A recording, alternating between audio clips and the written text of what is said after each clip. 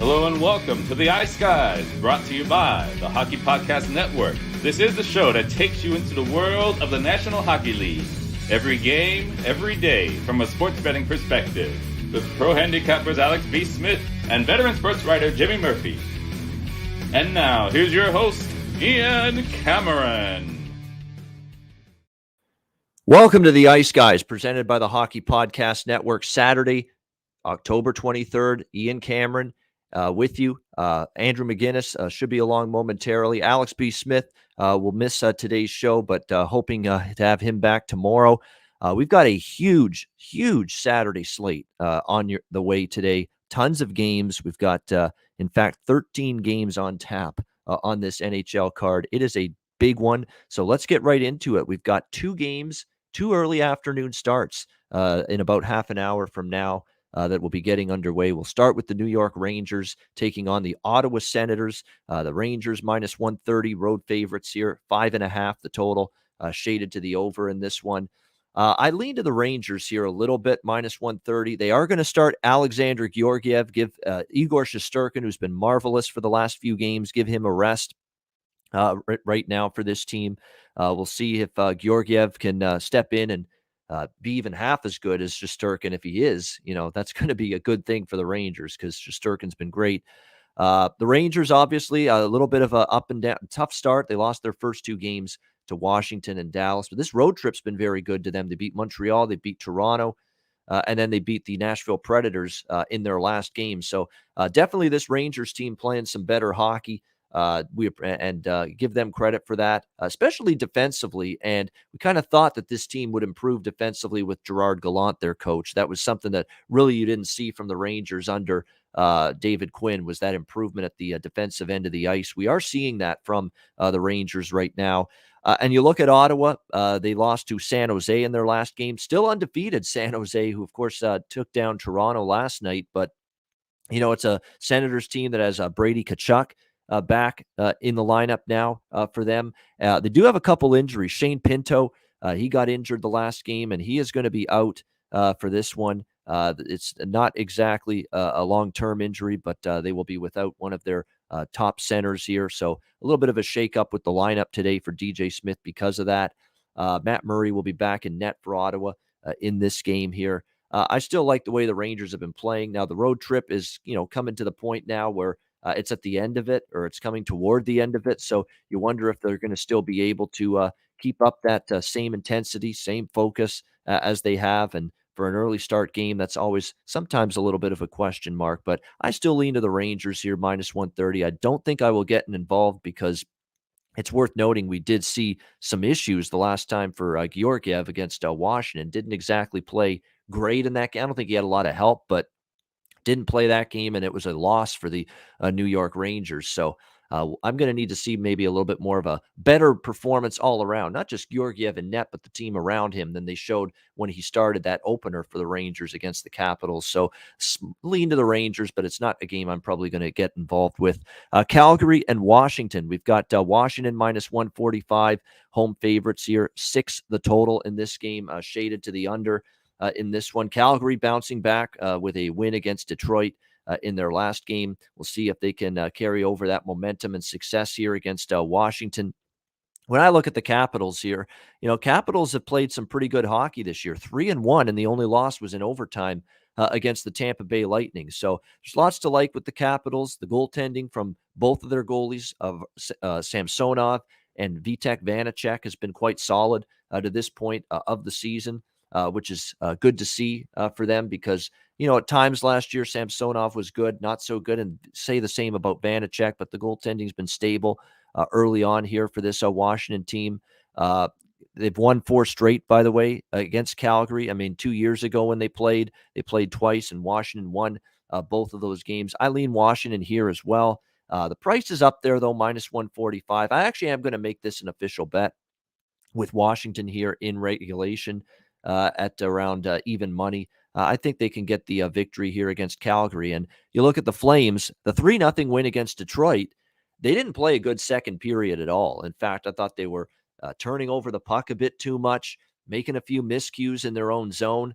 The Red Wings weren't able to take advantage. I think the Capitals probably a team that will be more able to take advantage of mistakes like that. So right now, I am looking at the Washington Capitals here. And again, if you take them in regulation, it's a better price you'll be able to get. You'll be able to get them down to a manageable minus, pretty much even money, actually. It would be minus 105 plus 100 with Washington in regulation. I definitely think that is the side that I would be looking at here in this game. All right, the rest of the games are at night.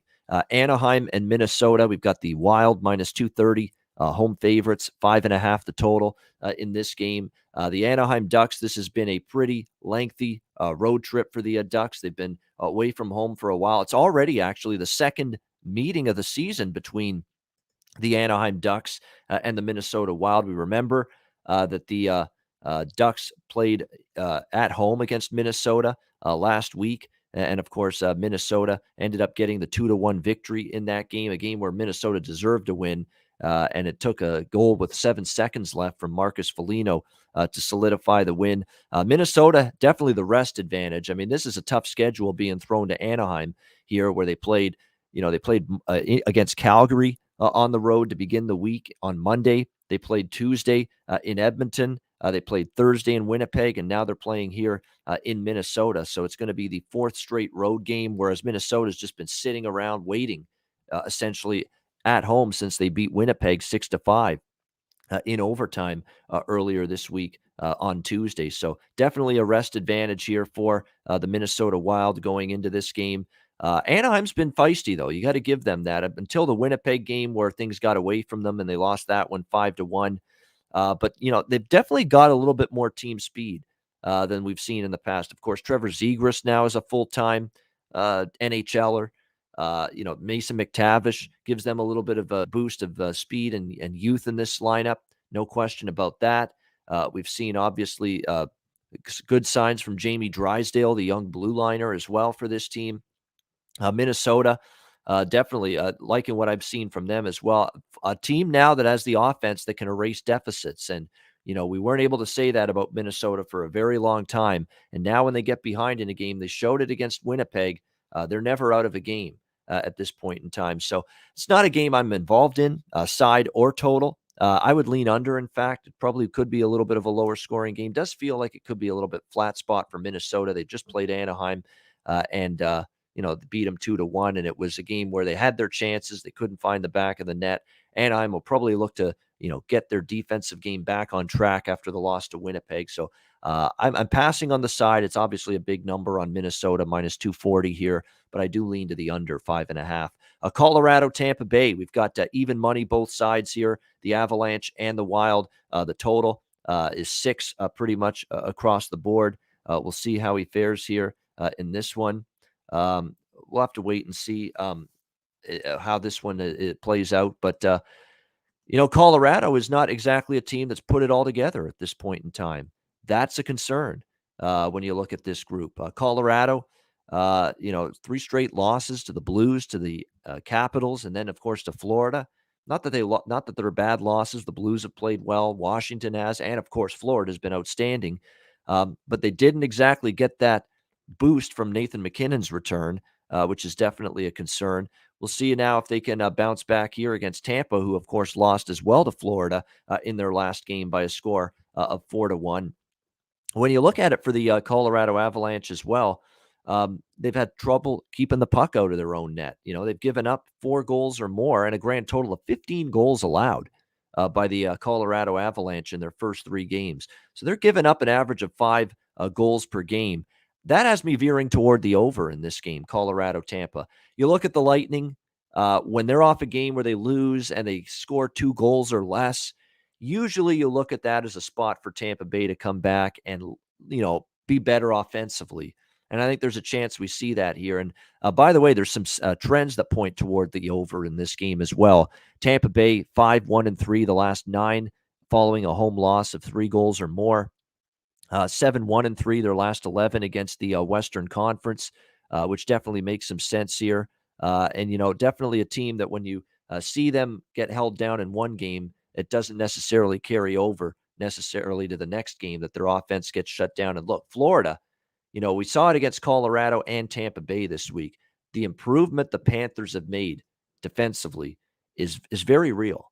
And, so now when you get shut down and you lose to Florida and you don't score against them, it's not necessarily, whoa, what did we do wrong?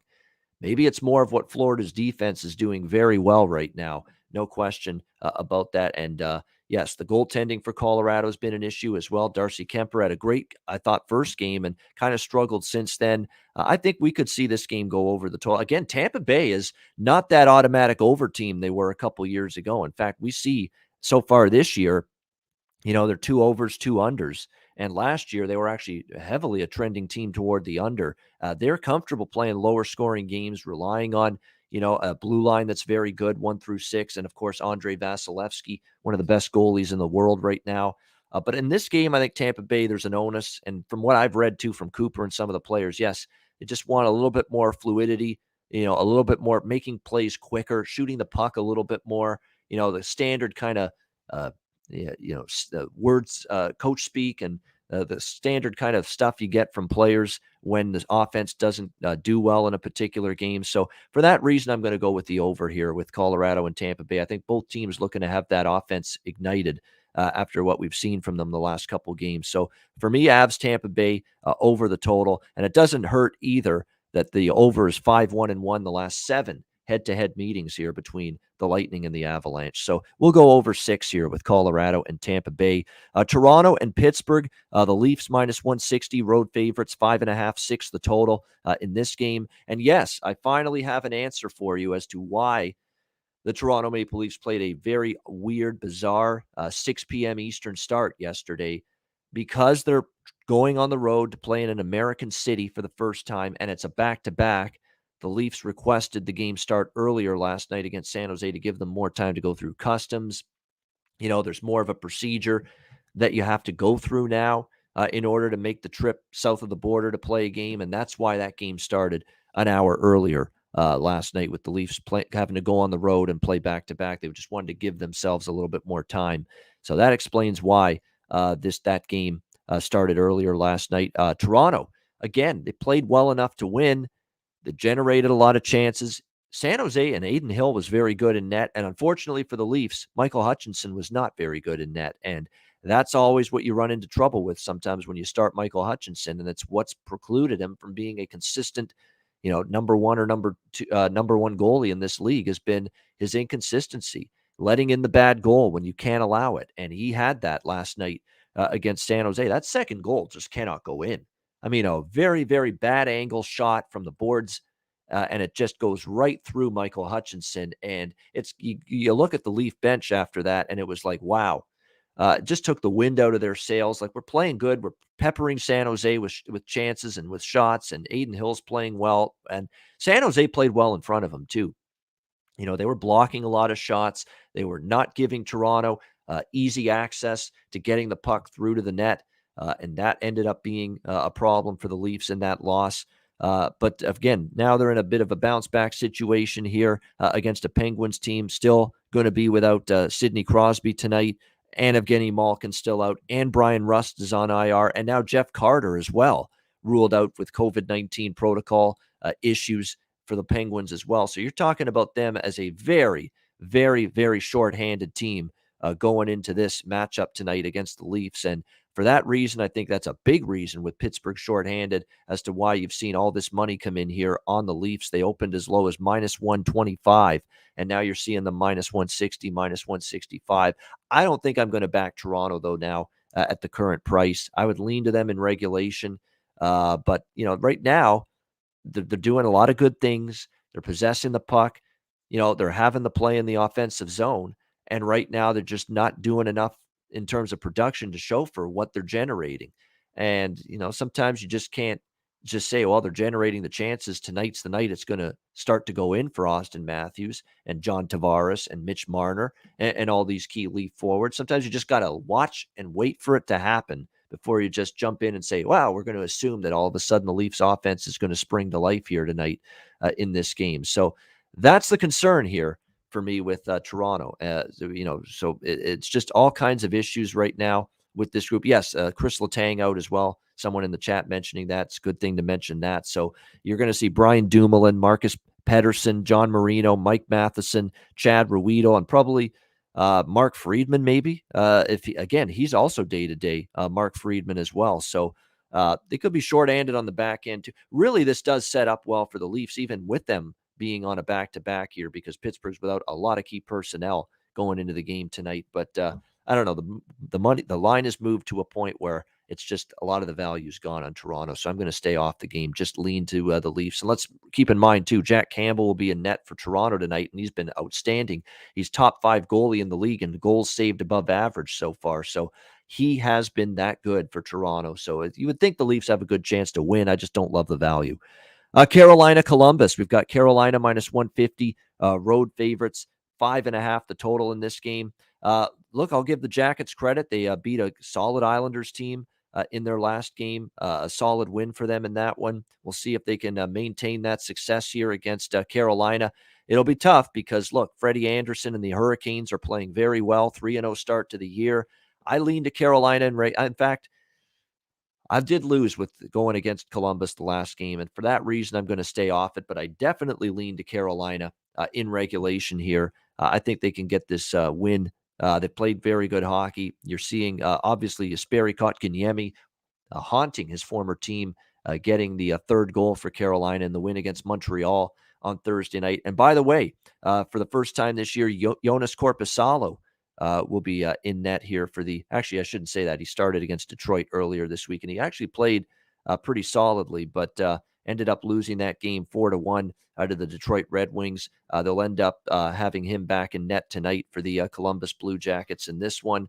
I definitely think this game actually can go over the total. You look at Columbus, they're generating more offense the last few games than they did maybe early in the season, the first couple of games. And when I look at Carolina, definitely a team that I still envision them being more of an over team. Hasn't always played out that way, but look at the last 2 opponents that Carolina's played. They played Nashville, offensively challenged, Montreal, offensively challenged. Big reason why those 2 games stayed under the total is because the Carolina Hurricanes were going up against teams that just aren't scoring goals, are struggling on the offensive end right now.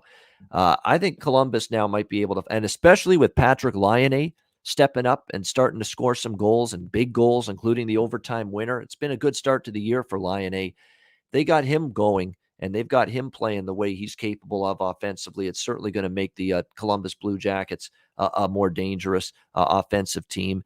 And we've seen, other Boone Jenner and Jacob Voracek's been solid. Alexander Tessier, Cole Sillinger on the third line scored a goal for them. So they've even had a couple of Bjorkstrand's been solid, and Bjorkstrand, Sillinger, and Tessier on their third line. They've all scored goals this year. So this team maybe has a little bit more sneaky, forward depth than some people think. Maybe you see it on a night like tonight. And I definitely think Columbus has the potential to score more against this Carolina team than, say, Nashville did and Montreal did, keeping in mind, again, that we had 2 teams that are just really, really having a tough time finding the back of the net right now. So I'm going to like the over in this game, 5.5 here with Carolina and Columbus. I think it's a good situation. Korpisalo, too, I do think there's a bit of a downgrade when you go to him in net as opposed to Elvis Merzlikins for Columbus. So I'm going to go ahead with over 5.5 here in this game between the Carolina Hurricanes and the Columbus Blue Jackets. Andrew McInnis has entered our broadcast studio, if you will, here for this Saturday edition of the Ice Guys. We'll see if he's there. Andrew, are you there? Hey, Ian. How's it going? Can you hear me okay? There you go. We got him via audio. Very good, Andrew. Good to have you with us. So it's good to have you with us. We've gotten through the Rangers. I'll just go rapid fire through the games we've talked about already here on this show. We'll start with Rangers and Senators. Andrew, you got anything on that? Yeah, I just have a small lean here to the Rangers, but I think they've been playing so well lately. Ottawa at home is I'm looking to fade Ottawa on the road, so I'm kind of stay away from this game. If I was playing this game, I'd look actually towards the team total here for the Rangers, because I think Ottawa's going to give up goals, but they can score themselves, Ian. So that's kind of where I'd look. Sticking in rotation order, Calgary, Washington. Nothing official from me. I mean, look, coming off the game that Calgary just played, they played perfect to their system. It's almost like they played that perfect game. I don't think they can repeat it. I don't think they can repeat that performance. But also Washington, they're at home. They've been playing really well. I look towards the under 6. I think Calgary's going to be involved in lots of unders this year. Their system kind of screams towards that this year. Sutter, that's what he wants out of them. And so under 6 for that one. Anaheim, Minnesota. Well, Ian, I almost put myself on the ban list with Anaheim, just like Jimmy with the New York Rangers. So this might be the first time I return back with the Minnesota Wild. But if you look at the expected goal stuff and all the advanced analytics, I mean, again, I heard what you were just talking about with the Maple Leafs there, and it kind of goes for what we were talking about with teams playing the Anaheim Ducks. I mean, when it comes down to it, you can have 50 shots on goal and the most expected goals as you want. But when you have a team that plays a trap and a great goaltender like Anaheim, they're going to steal some games. But I feel like they've kind of been, knocked back to reality a little bit. So I like Minnesota in regulation in this game. I feel like they'll get it done. I might even go towards a -1 to get a better price. I just think that Minnesota at home, I just think they're well-rounded, and Anaheim can't keep relying on their goaltending. Let's be honest. I mean, they've had actually a couple of games where they've scored 3 or 4 goals, which has been impressive, but I can't see that continuing against a fast team like Minnesota. But it's good to be on with you. I apologize for the tardiness. As you know, we spoke before. I'm not going to be on every single weekend, but been dealing with the new dog. He's been running around and just got in from a big walk with him. So he's just came down for a nap. I feel like I have a new baby at home. So just hopping on just to give out a couple of my plays and stuff like that. And hopefully I'll be able to be on for the rest of the show. Yeah, well, definitely, Andrew, welcome to life as a dog owner. You're right. You got to pay it. You got to tend to their every whim, cater to their every whim. When they need to go outside, do their business, when they want to be fed, they'll let you know. They keep you working. Well, when they're 8 weeks old, they don't even let you know. You have to let them know. Exactly. No, That's especially at that age. Yeah. Especially when they're young dogs, you've really got to be mindful of them at all times. But it's great to have a pet. They're great companions, no question about that. All right, so we'll let you go through these next 3 games too that we've already talked about. What do you think here, Colorado, Tampa Bay? Oh, I'm just staying off this one. I'm staying off this one. I mean, I'd like to look towards the under actually in this game. That's kind of where I want to look. But I'm going to wait until the Colorado Avalanche get back home until I'm involved in a game with them. That's just kind of how I feel with them. You were talking about with your Leaf stuff when you were saying about waiting to see it. I think it's a perfect example here with Colorado waiting to see it. I mean, they just haven't looked good their past 3 games. They haven't played easy competition though. The schedule makers haven't been as good to them as they were to the Buffalo Sabres. I'll tell you that much. I mean, playing St. Louis, Washington, Florida back to back to back, and now here comes Tampa Bay. I had a slight lean towards Colorado in that last game. They didn't get the job done. They didn't really bounce back, and it's kind of like I'm not comparing them to Montreal, obviously, but some handicappers buy so much into quotes. And I look at quotes and I like it. And we've discussed it on the show. Even yesterday, we were talking about it together, a couple of us. But, there's not much Colorado can say to the media right now until they go out there and prove it. Don't allow 4 goals in a game.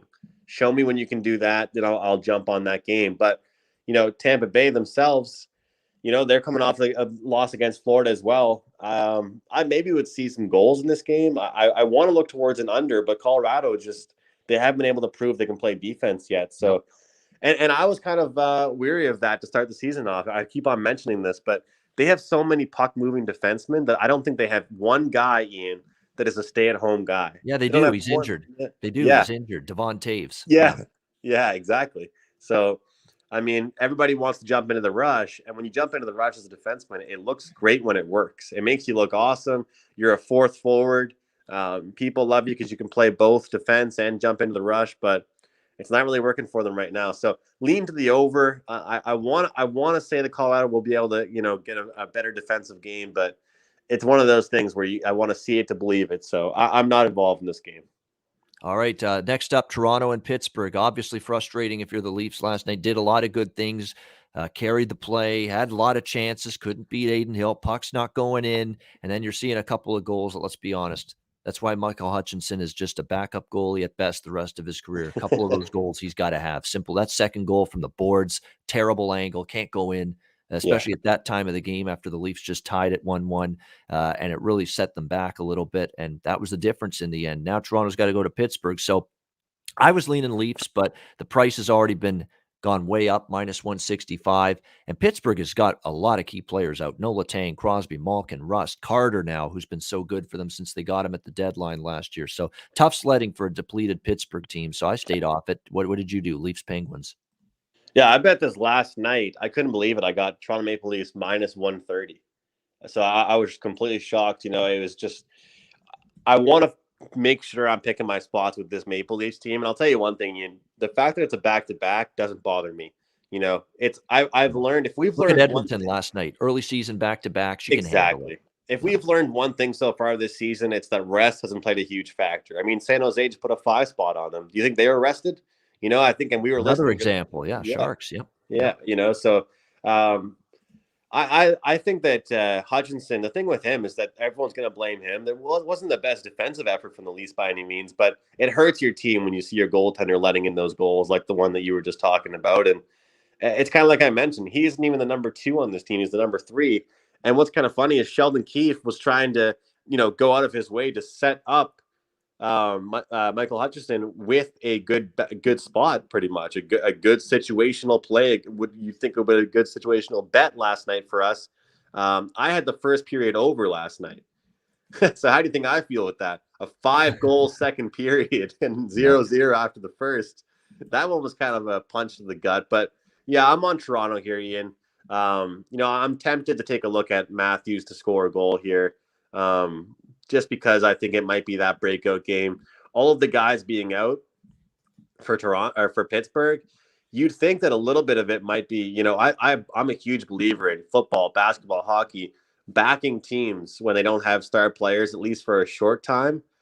But this is just getting ridiculous with Pittsburgh, man. This is getting, Chris Letang, Tristan Jarry, Malkin, Crosby, Jeff Carter. I mean, you got Evan Rodriguez, your top line center, your top line. I mean, this is kind of just getting ridiculous here. So I don't even like the decor too much in the Pittsburgh Penguins. And so I think a lot of pressure will be on Jake Gensel and company like that. But there has to be a bounce back spot here for Toronto Maple Leafs. And if they don't bounce back here, I'll be shocked because let's be honest, you got a pretty good situational spot here. So give me the Leafs. I'm actually going to just get them out on the money line in this one. I don't like laying huge chalk always, but I'm just going to bet them here to win the game, Ian. Current price, I'll take it. I'm seeing, circa minus 145, South Point minus 150, Pinnacles around the minus 150. So we'll give out that number. I honestly, Ian, I've said at the start of the year, I want to make sure I conserve the bankroll and release good prices. And I'm going to try and find the minus ones in the puck lines. But I'll be real with you. Last night, I released the Stars, gave it out here on the Ice Guys best bet. Best bets haven't been great since I've been back, but I've given out some good winners. And of course, I jump on the Stars live like plus 280. They win the game, but lose in overtime. Frustrating stuff with the regulation wager sometimes. Yeah, exactly. And that's always the risk you run is that your team that you back in regulation wins in overtime or a shootout, and you're frustrated because you went for the better price, but if you had laid, but it could go the other way as well, right? The team wins in regulation or loses the game, just loses totally the game, but you bet them in regulation, not full game money line. You actually save some juice, save a lot of juice. Absolutely, in a lot of cases. So it could work both ways for sure. And last game I talked about before you joined us, Andrew, was Carolina Columbus. I made a case for the over in this game. Carolina, to me, I know they're a great offensive team. I mean, they can, like I say, 4 lines that can score. I'm seeing Columbus getting their offense going. Seeing Patrick Laine make a difference, score the overtime winner against the Islanders was impressive. They're going with Korpisalo, I think the weaker of the 2 goalies, Columbus tonight instead of Merzlikins. Carolina, I think, can score some goals tonight. I think Columbus will too. I know Carolina, last 2 games stayed under, but Nashville can't put a puck in the ocean right now. And nobody knows better than you, Andrew, that the Montreal Canadiens can't put a puck in the ocean right now either. So Carolina played some struggling offensive teams in their last 2 games. So I think Columbus can chip in here, and I like the over. Do you like anything in this game? Right there with you. I agree completely with what you're saying because I think that Carolina really hasn't been tested defensively in their past 2 games. Even looking back at that game against the Islanders where the Islanders scored 3, that game was Carolina's for the taking. So this game should be a lot tougher. I think Columbus has been a really talented team so far. And you got to feel good about yourself, OT winner for Laine. Crowd goes wild. smaller market team, at least from, our vantage point here on the East Coast of Canada. So, and I think Carolina's going to be an over team this year. They've got 3 lines that can score. And like I said, Montreal didn't really test them too much, but they had chances. And I feel like tonight we'll see Columbus get a few in, and it's only 5.5. All right, Florida, Philadelphia. We've got the Panthers minus 140, road favorites, 6.5 the total in this one. Florida Panthers, outstanding start to the year. I'm backing them here. Minus 140, and I'm going to just go minus 140, no regulation or anything like that. Flyers have won 2 in a row. Let's not give them some credit. They beat Boston and Seattle earlier this week, bouncing back from that season opening home loss to the Vancouver Canucks in a shootout. But I'll tell you what, they did get outplayed significantly, outshot a little bit by Boston in the win. The Seattle game was Seattle, on this road trip and anxious to get back home. And now they're, I think, going to meet their match a little bit, this Flyers team tonight. And when you look at Florida, I thought maybe after the big win against Tampa Bay, they'd maybe be ripe for the picking against Colorado. That was not the case. That was an outstanding, complete game again. Defense good. The goaltending was good. Great timely goal scoring. Sam Bennett's been amazing so far this year for the Panthers. Verhaeghe, Barkov, your usual list of suspects. They've done a terrific job. Both ends of the ice. There's such a much improved defensive team. I think that's been the most eye-opening part about this terrific start to the season for Florida here. There's no look ahead. They got Arizona in their next game on Monday night. So it's not like the next game's going to distract them at all. They should have full focus here. And to me, I know Philly can be good at home, but Florida's a one-way team for me. Bet on them or I leave it alone. And I thought at minus 140, I actually got it when it was minus 135. Thought the price was good enough here to take the Panthers. Andrew, did you bet Panthers Flyers? Yeah, small play here on the under. If you can get 6.5, especially high total. I know the Panthers can score; they're a talented team, but I'm going to stick to my guns here with the Philadelphia Flyers, and I'm going to stick to it until I'm dead wrong. I think they lack depth, Ian, and I think that when you play a team like Florida that has a well-rounded squad. And that's what's made them so great this year. Barkov has always been great. I think he's outstanding. I think he's been underrated for many years. But now they've got so many other pieces around that Florida Panthers team. And I think that the thing with this Panthers team is they've improved their defense. They've got solid goaltending. And whenever their games go over, it's not going to be because of a lack of defensive effort. It's going to be because they're in an absolute track meet with their opponent. And that's when we're going to see them. Just like we saw last night with Edmonton and Vegas. Those overs are off pure skill. And tonight, I don't think Florida and Philly will be trading goals. I think we'll see a good goaltending display and under 6.5, you can get it. So small action for me on this one, but I'm looking at the under. Yeah, I wouldn't argue with that. I mean, Florida's been trending under as well. This is such a much improved team in their own zone. And we've seen it play out that way with the Florida Panthers. 2 straight unders. Their totals are still 6.5 for the most part. And they've gone under at 2-0-1 to the 2-1-1, I should say, to the under this year. So and I think that you and I are going to be able to find teams that we're going to get 5.5s for overs and teams that we're going to still get 6.5s for unders. And I'll take my chances on some unders at 6.5 because it's pretty rare we still see those.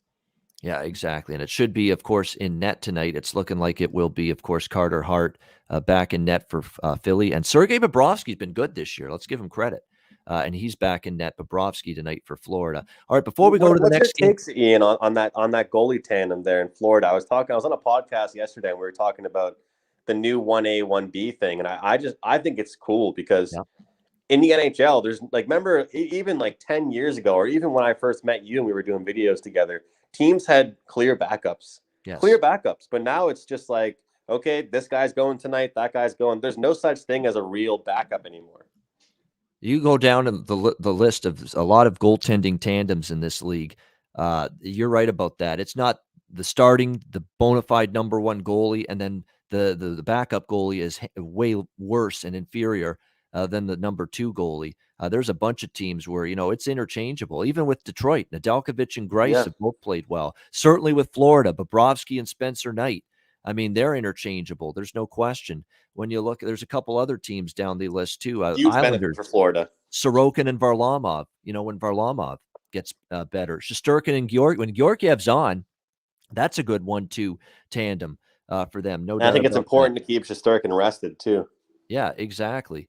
For the Leafs, when Mrazek gets back, Mrazek and Campbell, both of them very, very capable in net for them as well. So there's a Vanacek and Samsonov for Washington. So there's a bunch of teams that stand out where the difference between the number one or the first goalie and the second goalie on the depth chart is negligible. You could throw either one in there and still feel pretty good about your chances to win. So keep that in mind. But a lot of these teams with their two goalies. All right. DraftKings, let's mention them. Official sports betting partner of the NFL and NHL. New customers can bet just $1 on any NFL game tomorrow and win $100 in free bets with DraftKings Sportsbook. So keep that in mind. Again, if either team scores a point, you win. If your sportsbook isn't available in your state yet, don't worry. You can play for huge cash prizes all season long with DraftKings daily fantasy sports contests. DraftKings giving all new customers a free shot at millions of dollars in total prizes with your first deposit. Download the DraftKings Sportsbook app now. Use promo code THPN. And again, $5 on any NFL team. You get $200 in free bets. That's the promo code THPN this week at DraftKings Sportsbook, official sports betting partner of the NFL and NHL. Must be 21 years of age or older. DraftKings Sportsbook states only, new customers only. Minimum $5 deposit and $1 wager required. One per customer. Restrictions apply. See DraftKings.com/sportsbook for details. Gambling problem, call 1-800-GAMBLER. Download the DraftKings Sportsbook app and use the promo code THPN. All right, we continue along now. Nashville and Winnipeg. Winnipeg minus 130, home favorites, 5.5 the total in this game. I'm on the Jets here, minus 130. We continue to go against Nashville. It's given us some pretty decent success for the most part. Took Carolina against them. Took Seattle. Remember, I took the Kraken. The one only win they got was against Nashville, in the first week of the season. Took the Rangers against Nashville the other night. And I'm liking what I'm hearing from the Jets. The Jets had a rough start. They got back home with their home opener, and they beat Anaheim 5-1. There wasn't a sound of this team being satisfied. This was the team sounding like, hey, we got to build off this. We got to, go on a run on this homestand. And I think if they've got the right mindset, the right attitude, and I know they're still shorthanded, no Scheifele, no Wheeler, due to the COVID issues going on with the Jets, but you saw Svechnikov step up in a second-line role for this team. Pierre-Luc Dubois had a strong game against Anaheim in the victory. So did Kyle Connor. Andrew Kopp was terrific in the number one center spot that he's now filling in the absence of Scheifele and Wheeler. They showed that guys could step up for the Jets in those absences against Anaheim, and I think there's onus that, hey, we got our first win, but we got to, get on a little bit of a roll here, especially with this being a bit of a homestand right now for the Jets. And I still think they're the better of these two teams. So at minus 130, count me in here with the Winnipeg Jets. Andrew, anything for you here? Predators and Jets. Yeah, well, it's interesting. I mean, I was talking about teams that are able to have success with players being out, and I don't know. It kind of seems like, Ian, that after those guys were out, this team was like, all right, like it's now or never. We have to get our act together, which is kind of the opposite of what we saw with the Vegas Golden Knights. I mean, the Knights haven't really been making excuses, but they've kind of recognized that, they've got injury problems. But yeah, I'm right there with you in this one. I actually have a slight lean towards the under in this game. Even though I've been looking towards some Predators overs, I feel like eventually you have to realize if you're not having success, you have to just completely, continue to play low scoring, trap style of hockey. And let's be honest, Nashville plays a boring style of hockey right now. Every game they've been in really hasn't been too exciting, besides that opening game against Seattle. So, and that was a loss for them. So when you look at them, 3-2 against Carolina, 2-1 LA, 3-1 New York, nothing really tells me that Nashville is going to be involved in a huge, goal for goal type game anytime soon here. So I lean towards Winnipeg, but I'm on the under in this game. And, I think that we could probably find a good in-game spot for Winnipeg as well if we see Nashville start slow. But I'm telling you, I just don't think that we're going to see a lot of exciting games that involve the Nashville Predators this year. Yeah, I mean, that's definitely a team that you question what they've got in the third line and the fourth line. And what makes matters worse is that there's a lot of nights you question what they got with their top two lines. because you don't always get Ryan Johansson showing up and Yeah. getting in on the scoring, or Matt Duchene or Granlund or some of these top 6 forwards. And then once again, you got to the bottom 6 forward group. This Tomasino kid, keep an eye on him, though. They like him, Tomasino. They drafted him pretty high up recently in the Their 2019 power play's draft, bad first too. round pick. Yeah. And Philip Tomasino got their only goal. So that might be something to keep an eye on. Maybe a sneaky goal scorer prop consideration moving forward is Tomasino here for Nashville. I could see if he's the only guy that scored for them against the Rangers. If he continues to deliver offensively, you could see the ice time increase, and then the odds makers never adjust the goal scorer props when a guy goes up from a 4th or a 3rd line to the top 6, and that's sometimes when you can take advantage with the goal scorer prop prices. Buffalo and New Jersey. We've got New Jersey minus 180 home favorites, 6 the total. Life without Jack Hughes was not kind to the Devils in their first game without him against Washington the other night. They end up losing 4-1. Tough sledding for them, obviously, without him, especially the way he had played to begin the year.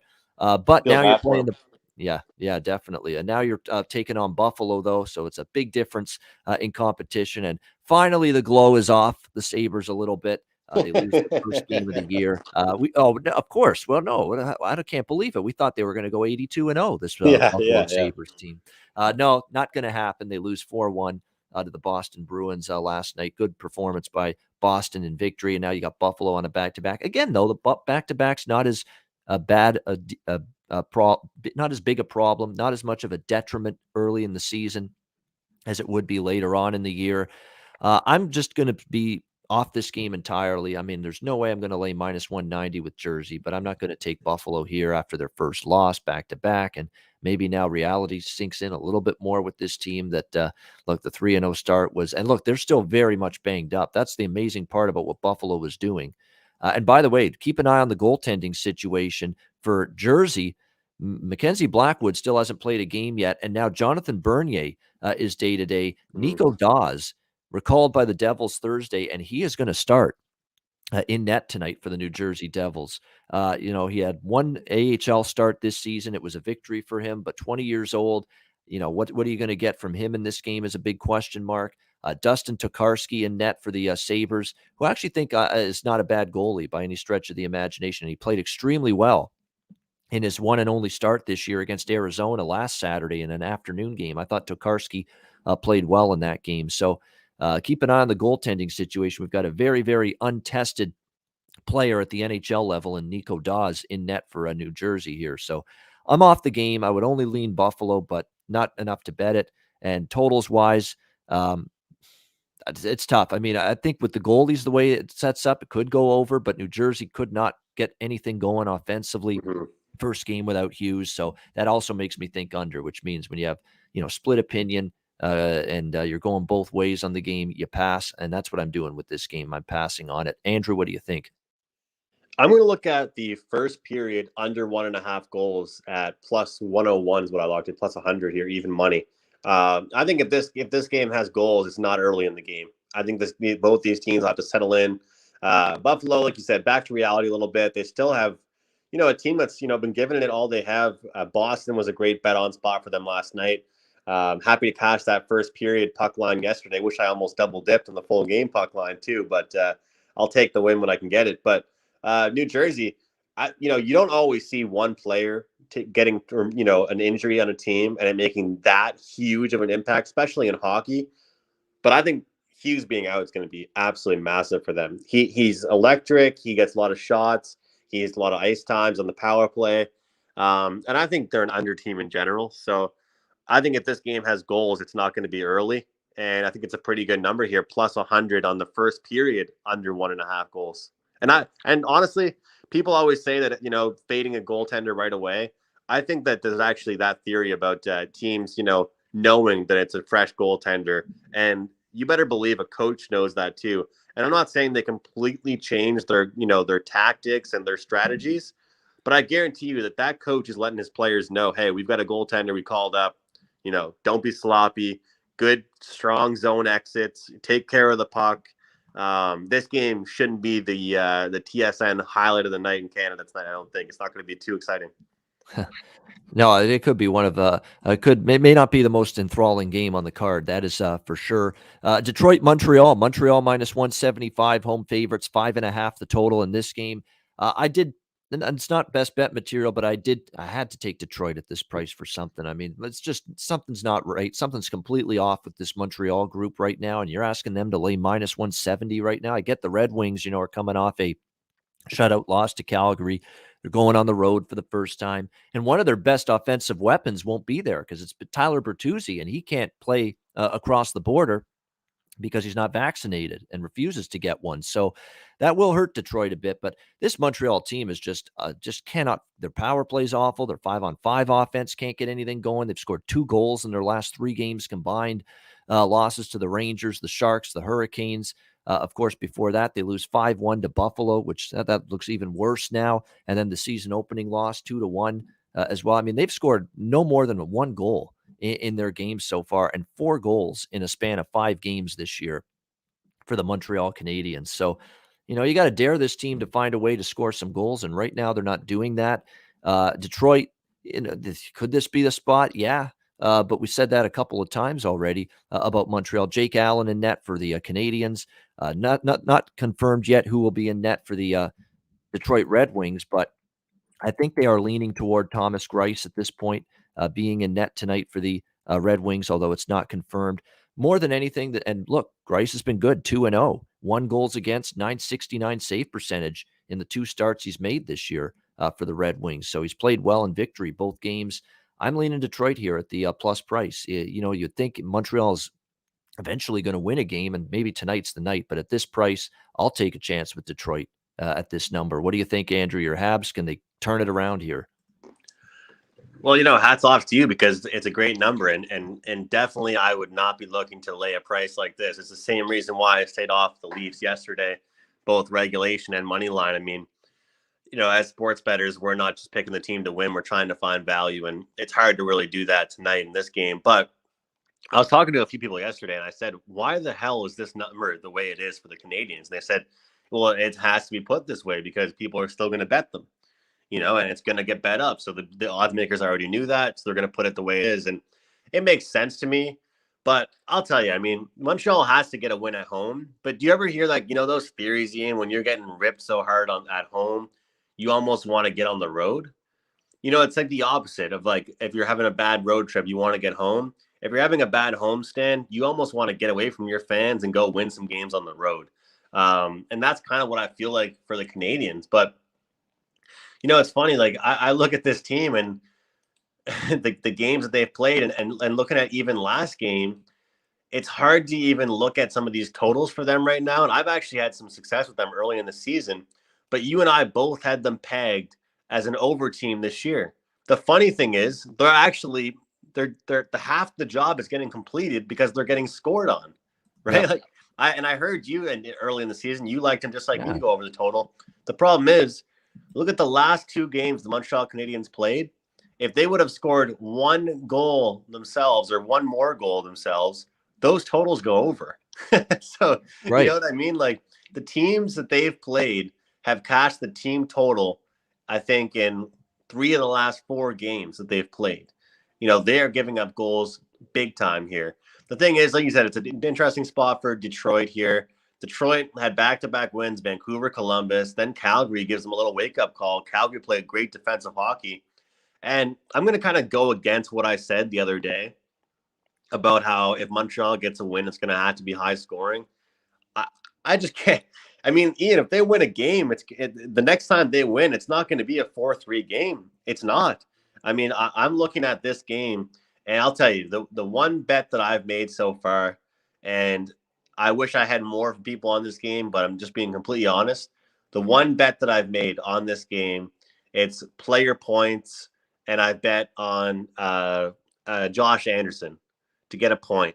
And it was around minus 125 or minus 120, 130, something of that range. Actually, maybe even a little bit lower than that. And I just feel like if you look at the expected numbers, if any line does well, it's going to be that Drouin, Dvorak, and Anderson line. So I think that he'll get involved. I think that if they get on the board, he'll play well. And for the Detroit Red Wings, am I wrong to say that I could be looking at some props for Canadian players like Anderson, but take a look at the away team total over 2.5 minus 110 for the Detroit Red Wings tonight right now? I mean, it's hard to argue that the Montreal Canadiens aren't going to concede. But again, like you keep on saying, they've had some spots. They've had spots to be able to bounce back, and they haven't. So when does that time really come? Yeah, exactly. We've been thinking, okay, maybe now they're going to start finding some offense, and we just haven't been able to see that from Montreal yet. It's definitely been and look, it's right now. It's a bunch of players that they are counting on that have Nick Suzuki. He's got to step it up. What's he done so far? Toffoli's just gotten off to a slow start. There's Cole Caulfield even's had a slow start to the year. So it's a bunch of guys that are, overs and I've or just defended 1 him point, too, one Ian. goal. Yeah. Yeah. I thought everyone kept on saying he was overrated, and he played so well in the playoffs last year. And then there was a lot of high expectations for him.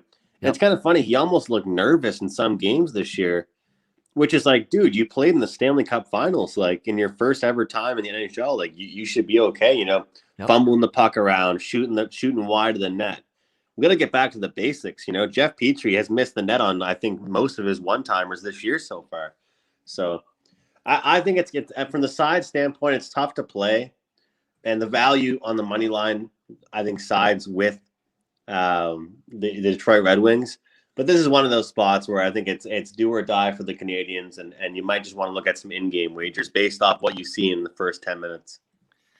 Yeah, do or die. I mean, it's I thought the last few games we'd see that urgency, that desperation set in. We'll see if it kicks in tonight here at home against. Would you lean under or over, Ian? Oh, I would lean under with Montreal. Montreal can't Okay, bet them over right now. With their 1 goal and 4 goals in 5 games. But the thing is, though, like I said, I mean, if they scored 1 more goal themselves in their last 2 games, that total goes over. Yeah, exactly. I agree with you. It's been definitely a concern for me with what we're seeing from this Montreal offense. And right now, I cannot bet them over the total at this point in time until I see this offense get going. Next up, we've got Los Angeles and St. Louis. St. Louis minus 170, home favorites, 5.5 the total. There's a back-to-back spot, of course, for the Los Angeles Kings. They lost in overtime last night to the Dallas Stars. Now travel here to St. Louis to take on the Blues. A Blues team that they've gotten off to a very nice start so far this year. 3-0 with wins against Colorado, Arizona, and Vegas, sweeping that road trip. Their offense has been impressive. They've scored 15 goals in the first 3 games of the season, and a sneaky over team in my mind, the St. Louis Blues. And that's what I'm on here. Kings and Blues over. I know the Kings have gone under 3 straight here in this game, but played Minnesota at home, played Nashville, played the Dallas Stars. Couple of those teams in particular, Nashville and Dallas, not necessarily offensive juggernauts by any stretch of the imagination. When you look at it here, the St. Louis Blues, they're getting great contributions right now from multiple lines, and they've shown the ability to score goals. Now, again, they're going to be once again still without Pavel Buchnevich, still serving the suspension tonight. But look, David Perron's been great. Jordan Kyrou's been excellent. Tarasenko got off the schneid, had a great game against Vegas the other night in the victory. Robert Thomas is chipping in. This Jake Neighbors kid who's been added to the lineup this year has been playing on the bottom 6, and he has been a difference maker and factored in offensively as well. And I keep going back to it with the Blues too. Their defensive game is a little bit shakier this year, not to mention Binnington and Husso have kind of been, Binnington's goals against has gone up or down, I should say. His save percentage has gone down. His goals against has gone up steadily since the Stanley Cup championship win. And keep in mind, too, he did play well the last game against Vegas, but how much do you put stock into that? The Vegas offense is struggling without a lot of key forwards in the lineup right now. So 5.5 total. Blues have been a team where I've basically committed to looking at some overs with them, especially at 5.5. I think this is the spot. And don't be fooled by the under with Vegas and St. Louis the other night. That game had a ton of chances, ton of shots, a lot. The expected goals were much greater than that final score would indicate. So I do like over 5.5 here, LA and St. Louis. Andrew, what do you like in this game? Yeah, and I think we saw actually a pretty good goaltending display last night in the Dallas-LA game. So, that game could have had even more goals. So I think great back-to-back spot. I'm right there on the same page as you. Let's play a fun game, Ian, and see if we take 20 overs here with the Blues, how many we'll hit. Because I think that, until that number starts to move, we're going to get some pretty good numbers with them. I mean, a 5.5 again, and there's actually the public consensus on the game. And I'm not saying that matters, but I like to check that for NFL, NHL. Not that it impacts me, but just to look at where the numbers are going with the money and all that stuff is towards the under. And I can't quite understand it because I think that we've actually seen a lot more contributions from the Kings offensively. And you've made some great points about Kopitar. I mean, that line continues to roll for them. They're getting shots on goal. And, I always say this, that game against Dallas last night, it looked like a dead nut under, but it finished 3-2 in overtime. But there could have been plenty more goals in that game. I'm not sure if you watched it, but there could have been plenty more goals. And so I think that looking at St. Louis, one prop that I like in this game that you let me know, I don't know if everybody can bet this, but I mean, I feel like people in the States have even better access to, fancier props than we do. But power play goals, over 1.5 power play goals at plus 120 in this game. It's a new prop that I've been looking at. It's a combined with both teams together, 1.5 power play goals. I feel like both these teams actually, I think, will have pretty good power plays this year. St. Louis, lethal power play, and I think it'll be a physical contest. Yeah, St. Louis has scored a power play goal in 3 of their 4 games so far. Or sorry, 2 of their 3 games so far, which is good. I mean, they're 2 for 7 on the power play. That's pretty good. And the LA Kings, they've also been a team that's connected with the man advantage. 4 power play goals already in their first 4 games. So might be something to that with that power play prop in this Blues and Kings game tonight. The New York Islanders and the Arizona Coyotes. Islanders minus 200, road favorites, 5.5 the total, shaded to the under in this one. Islanders fell short in overtime against Columbus in their last game. I thought they could build on the momentum of getting that first win of the season against Chicago. That did not happen. I would think there's a good chance to get the momentum right back, though, tonight against the Arizona Coyotes. Again, it just continues to be a struggle for this team defensively. I mean, I'm not going to repeat it too much, what we've already said in previous shows, but just a terrible defensive team right now. There are 2 games at home since returning from the road trip, and they gave up 12 goals in the 2 games against Edmonton and St. Louis.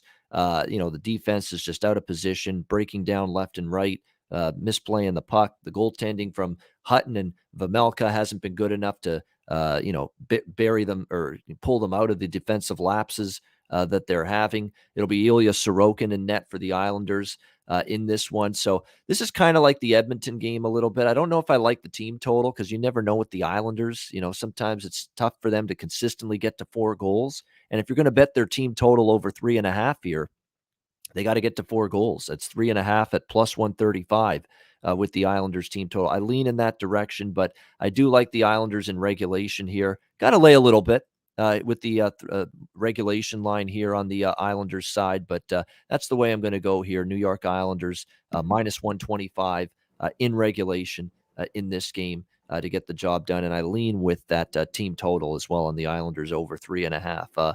Yeah, there's concern compared to Edmonton, St. Louis, and some of these other teams that the Islanders have the offensive potency, to dent the Arizona defense. But Right. even with those concerns, I'd still maybe take a shot small on the team total over. But I like Islanders in reg more than anything here. Andrew, Islanders, Coyotes. Yeah, the Coyotes might as well add an L to their name. It'll be the Arizona Coyotes or something like that because all I see is L's along their scoreboard right now, and it's not gonna get any better. They might not get blown out in every game, but I'm mad I didn't even go bigger on that Edmonton puck line because Edmonton, that was a great spot for them. Any team with speed and any team with structure will handle Arizona great because Arizona has small glimpses of greatness throughout games. But there's 2, in an NHL hockey game, you make one error, they get on you right away. I mean, this is an AHL All-Star team, playing for the Arizona Coyotes right now, and some NHL players on them.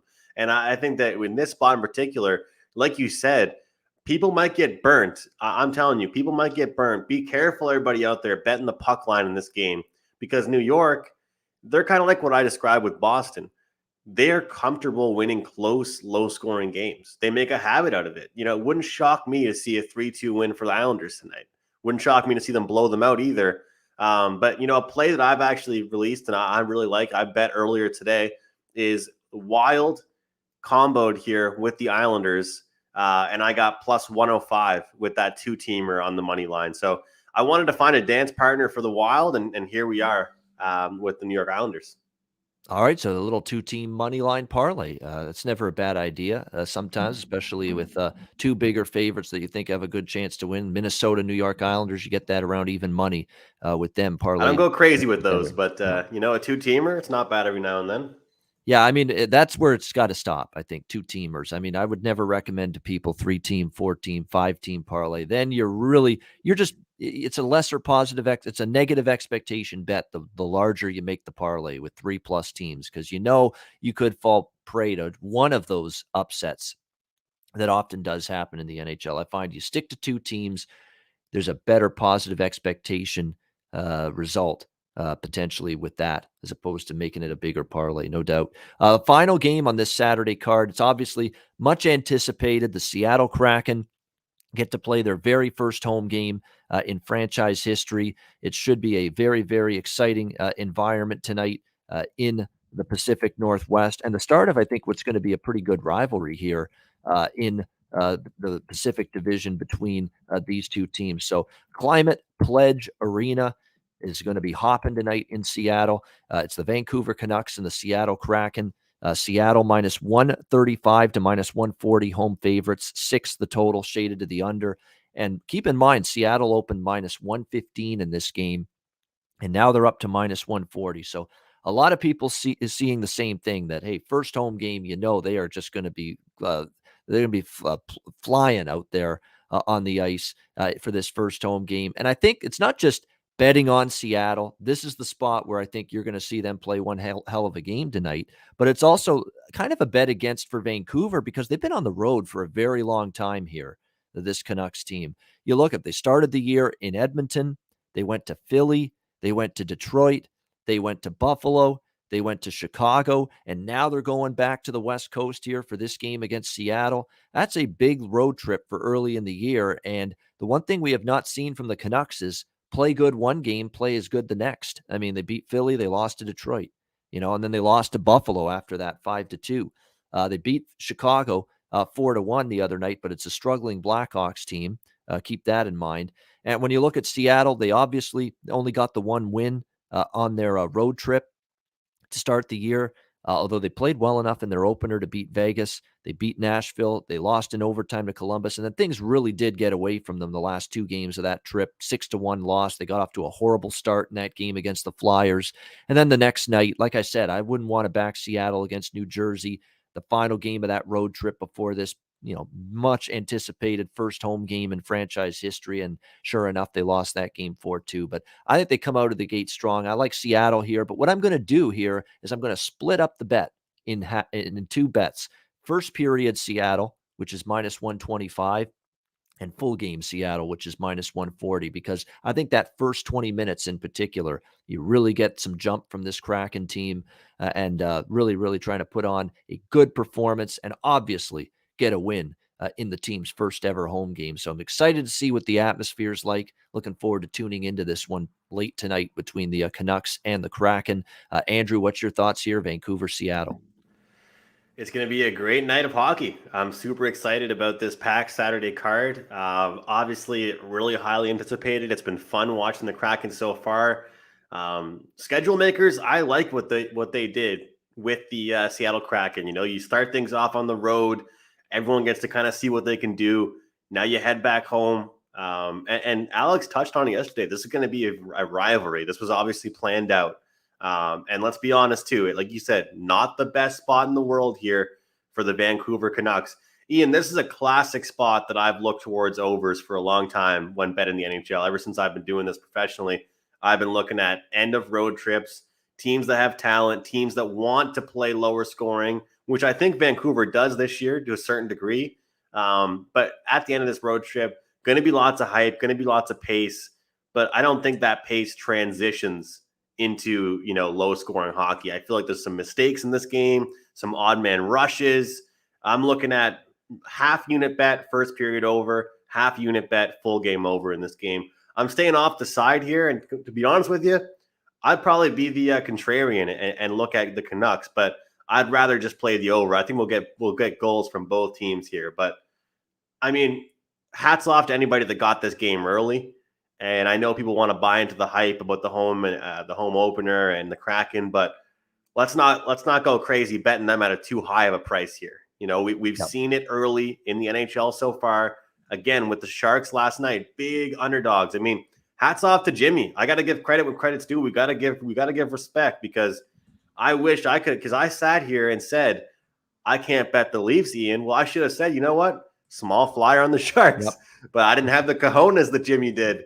So hats off to him. And in this spot, I think I might be a contrarian, if anything, just because of the way the odds have moved, Ian. But I'm just going to stick a half bet, first period over, half bet, full game over, the Alex B special. All right. Yeah. First period over makes sense, because you think Seattle they want to get on the board. They want to get the fans into the game and get on the board first, get that first goal. And that could open up to a little bit of pace. I think the first period over is really good. And I might even get over full game as well, because the one thing with Seattle, too, is we've seen them look to play pretty good defensively with the lead, but they haven't had the lead very often in a lot of games. But it'll be interesting to see how they play with the lead tonight if they get it, which I think they'll have a good chance to. So keep that in mind. And by the way, this is going back to last year. Vancouver's 0-7 off a win.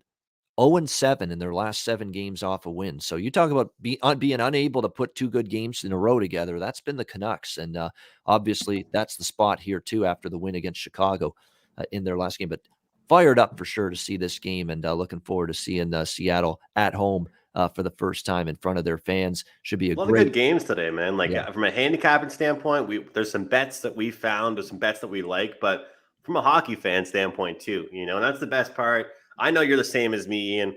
We're both bettors. We both get some action on games, and when I come on here and I say small action, I mean like literally small action. Yeah. Like that's just a lean for me. When I say official, it's an official play, but we're both just hockey guys. We both love watching the sport. I can't wait to, after this, make some lunch and toss on the Capitals game and watch that, and then get ready for the later games. I mean, it's going to be great. And then to cap off the night with that, with that Seattle game is going to be awesome. And what a way to cap off our NHL night last night with the Golden Knights and the Oilers. Yeah, that was an entertaining game, and Edmonton getting the victory last night, 5-3. So, and I was happy to see that with the best bet on the show being Edmonton. So, yeah, a lot of good hockey on tap today. And how about Calgary? 3-0 lead in the first period over Washington. So they have jumped on the Capitals. A little bit of a flat, sleepy start to the game for the Capitals. They don't look like they have a ton of energy right now. And I was kind of worried about this for them today, actually, because they played Tampa Bay earlier in the week. They played Colorado, these big time teams. Calgary rolling in here, and they're a little bit asleep, a little bit dopey, as they would say. I want Calgary to do well, because that way I can fade them. I want Calgary to get a few wins. People will think they're better than they are, and then I'll fade them. But I don't think they're that good. Well, this is one of those days where, at least in your opinion, they're looking better than maybe they are, as they've gotten off to a good start here against Washington. 3-0 first period lead. All right, that is the Saturday card. Thanks to everyone for tuning in live. Before we wrap up the show, as always, we got best bets to wrap up the show. Andrew, we'll start with you. What do you like for best bet? Yeah, I gotta get a winner here. My Ice Guys winner. I'm gonna go with the Maple Leafs here in regulation. It's a great bet on spot. I haven't been too active with the Maple Leafs, even dating back to last year, because they're so highly priced, Ian, even in regulation. Sometimes I've been very hesitant to back this Maple Leafs team. And it is a wait and see to see what happens with Matthews and Marner and Tavares. But Sheldon Keefe, the pressure for him, if you don't think there's pressure on him, when he looks good is when Matthews and Marner are playing well. It's kind of like a puppet show. They have to play well for him to look good. He goes out there, targets them to the media. I think it's an absolute statement game here. It's almost like the NHL said, "Yep, you know what? Tristan Jarry's not going to play. Jeff Carter's not going to play. All these guys aren't going to play." Obviously, I wish them the best. I hope they're all good with COVID and stuff. But I'm just trying to say I think it's a great situational bet on spot. And let's not forget, last night Hutch was in net, so we got Soup back in net for the Maple Leafs, and I feel like he'll hold things down for them, and they'll win the game. So Leafs in regulation, best bet for me on the show. All right, there you go. Toronto in regulation against Pittsburgh. Best bet for Andrew McInnis. You can get the Leafs currently the regulation line at around minus or plus 105, actually. Slight plus price on that. Leafs in regulation, plus 105. Best bet for Andrew McInnis. Mine is going to be, we're going to release the Kraken for my best bet tonight. Seattle, and it's a split bet. I want to point that out. So it's going to be a half and half. Like if the first period cashes and the full game doesn't, or vice versa, it'll be 1-1 essentially. But this is a split bet, best bet, if you will, for me on this Saturday card. Seattle minus 125 first period, Seattle minus 135 full game. I just think, and they get the schedule did them a favor here. They've been off since Tuesday, 3 days in Seattle to rest up, wind down from that road trip. Really be ready to go here for this game. And it's the opposite schedule situation for Vancouver. A lot of miles on the road, a lot of days on the road, west to east, and now back west again. Think about it. Vancouver to all those east cities, and now they're back west to Seattle. I mean, the schedule really set this up well. Schedule makers really did the Kraken a solid here. They set this up really well for them. I think they jump on Vancouver early. Seattle minus 125 first period, and they hang on to win the game as well. So I wanted to ask Ian, any shots on goal stuff that you're liking for today? Yeah, best bet for Ian, the Kraken. Anything for shots on goal? I know you've been doing well with it. I wanted to ask you, I mean, I've been making a habit out of looking at shots against the Anaheim Ducks, but I'm seeing such high prices for Fiala, Kaprizov, Zuccarello. And then on the other side, Zegras is at 2.5 now. I'd probably look under for him, honestly. Raquel, he's at minus 122 over 2.5. I mean, I kind of want to look at Kaprizov over 2.5, but I mean, the number I'm seeing is like minus 145 for that. So, that's the thing with these. But is there anything you're looking at as far as like shots on goal for some of these games today? I mean, for the Maple Leafs, I don't want to sound like I'm loading up on them because I said yesterday I don't really trust them at that price, but I just feel like it's a great bounce back spot for them. Am I crazy to look at some shots on goal props today? I mean, do you agree that we have to see that top line play better? Is if they don't score, at least maybe I'm looking at them getting some shots on goal here. Austin Matthews, his shots on goal over 4.5 plus 100, and I still am probably going to be betting that number. Yeah, I wouldn't take it under. It's just 4.5 is pretty high. It's pretty rich, but you think this guy's going to just shoot from anywhere even more. Like he wants to get the monkey off the back, get the first goal of the season. So I don't hate that. The one I've been targeting, and I'll probably bet it again, is Aaron Ekblad of the Florida Panthers. Okay, they're just totally unaware of just the volume of shooting he has from the blue line, from the point. I mean, he is not scared to shoot the puck. We have seen that a bunch already this year. From Aaron Ekblad. His shots on goal prop is just 2.5, which to me is very low. He had 5 shots on goal in the last game. And you look at the 4 games for the Panthers so far this year. There was one game against the Islanders. He didn't have a shot. It was baffling. It clearly looks like an anomaly because the other 3 games, he had 6 shots on goal against Pittsburgh, 5 against Tampa Bay, and 5 against Colorado. And his shots on goal prop is only 2.5. So they have no adjustment been made, which doesn't surprise me. Odds makers, one thing they're not paying much attention to is shots on goal props of all the things on their list they've got to get done on a daily basis for hockey.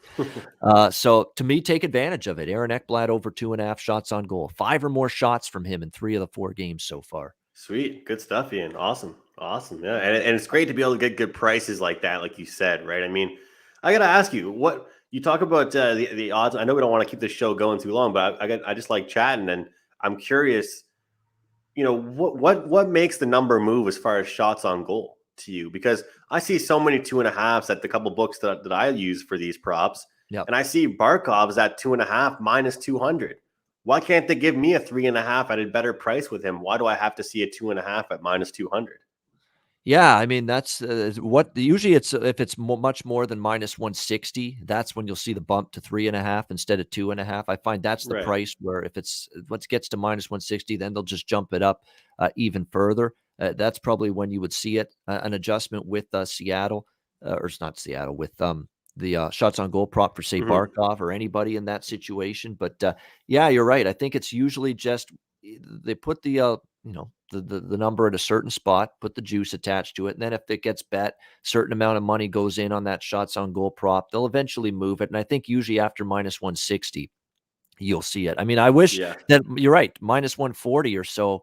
Then you move it up to 3.5, but they don't do that. They just juice it to, above minus 150 before they'll actually move up the shots on goal prop up from, say, 2.5 to 3.5. So yeah, that's definitely what I have noticed in the past. But yeah, great stuff from Andrew McInnis. Great show. I am spent because I've done 4 hours of shows today, including this one, which was over an hour. And now I'm ready to relax, watch hockey, watch college football, and go to a Ticats game, which I got to leave. Oh, that's awesome, man. In an hour. Great. Of course, my Ticats playing. I won't keep you then. I won't keep you. That's against awesome. the Ottawa Red Blacks today. If we don't win this game, we're in serious trouble. But I think we should bounce back. Well, the point spread indicates they should win by more than just a little bit. That's for sure. Exactly. No doubt about that. So, are you in action? In that game? No, I am not. But there you go. I'm at the Hamilton Ticat. Got my Hamilton Ticats hoodie on for those of you watching on YouTube. But great stuff, Andrew. Great Saturday show. Great card on tap. Looking forward to it. A reminder, the Ice Guys is live on YouTube 7 days a week, Monday to Friday, 2 p.m. Eastern, Saturday, Sunday, noon Eastern. If you can't watch the show live, download the Ice Guys podcast in audio form on all major podcast platforms, Google Podcasts, Apple Podcasts, Spotify, Stitcher, and iHeartRadio. Make sure you tune in to the podcast if you can't watch the show live. For Andrew McInnis, I'm Ian Cameron. Have a great Saturday. Enjoy the games and good luck, and we will talk to you again tomorrow on Sunday for another edition of the Ice Guys presented by the Hockey Podcast Network.